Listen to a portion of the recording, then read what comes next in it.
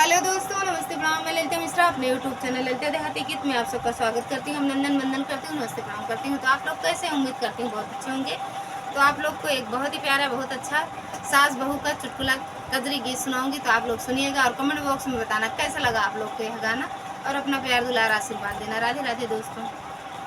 ओ हमके भोरे भोरे सासू जिन जगाव करा, हल्ला जिन मचाव कराना। हमके भोरे भोरे सासू जिन जगाव करा, शोर जिन मचाव कराना।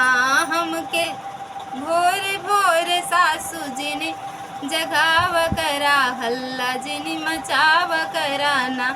हमके 10 बजे जगावा, ब्रश मंजन करावा। हमके 10 बजे जगावा, ब्रश मंजन करावा।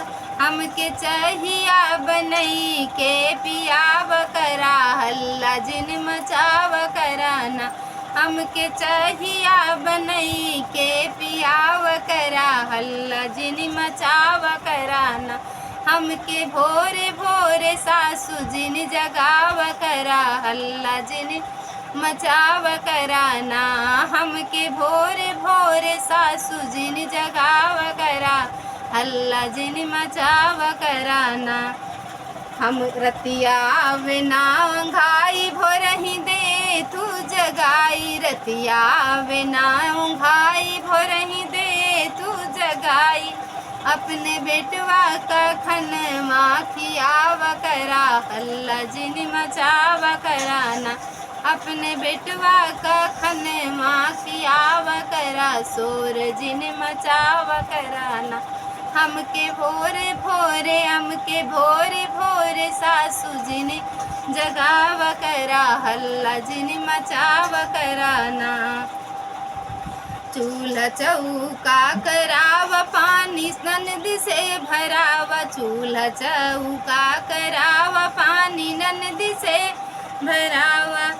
रोटिया जेठनी से आई के बनावा करा, हल्ला जिन मचाव कराना। रोटिया जेठनी से जाई के बनवावा करा, हल्ला जिन मचाव कराना।